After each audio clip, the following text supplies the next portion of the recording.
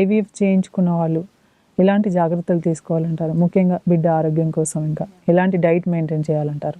న్యాచురల్గా ప్రెగ్నెన్సీ చేసే వాళ్ళు ఎలాంటి డైట్ మెయింటైన్ చేస్తారు, ఐవీఎఫ్ కూడా అలానే మెయింటైన్ చేయాలి. సో ఐవీఎఫ్ అంటే it's like almost equal to natural. ఈ ఐవీఎఫ్ అంటే వేరు, న్యాచురల్ అంటే వేరు అనేది ఏం లేదండి. ఇప్పుడు నేను ప్రెగ్నెన్సీలో నా డెలివరీ నెక్స్ట్ డే ముందు వరకు నేను ఐ వాస్ లైక్ ఎస్ఆర్షిప్ అనమాట. చిన్న బాబు అప్పుడు, ఫస్ట్ బాబు అప్పుడు కూడా లైక్ ఇక్కడే. సో లైక్ ఆల్మోస్ట్ లైక్ రేపు డెలివరీ అంటే ఈ రోజు వరకు నేను వర్క్ చేస్తూనే ఉండే. రెస్ట్ అనేది I don't suggest for any pregnant women. Rest తీసుకో అమ్మా, అంతే కూర్చో, ఏం చేయకు, చాలా జాగ్రత్తగా ఉండు అని నేను ఇప్పటికి ఒక్క పేషెంట్కి కూడా చెప్పాను.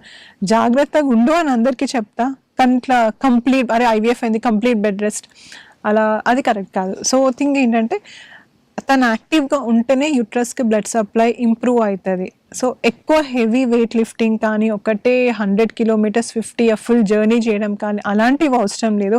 కానీ నార్మల్ తను చేసే డే టు డే యాక్టివిటీస్ మట్టుకు చేసుకోవచ్చు. ఎంబ్రియో ట్రాన్స్ఫర్ తర్వాత కూడా 15 days బెడ్ రెస్ట్ అని చాలామంది, మన 15 days అసలు ఎక్కడ కదలకుండా ఉండాలా మేడం ఇంట్లోనే అంటారు. నేను నాట్ ఈవెన్ వన్, నేను ఒక్క పేషెంట్కి కూడా ఇప్పటికి కదలకుండా ఉండాలి అనే కాన్సెప్ట్ లేదమ్మా. సో నువ్వు కదలకుండా ఉన్నంత మాత్రాన దగ్గర అతుక్కోకుండా లైక్ అతుక్కుంటుంది అని, ఏదో వాకింగ్ చేసినంత మాత్రాన పోతుంది అని అట్లేం ఉండదు.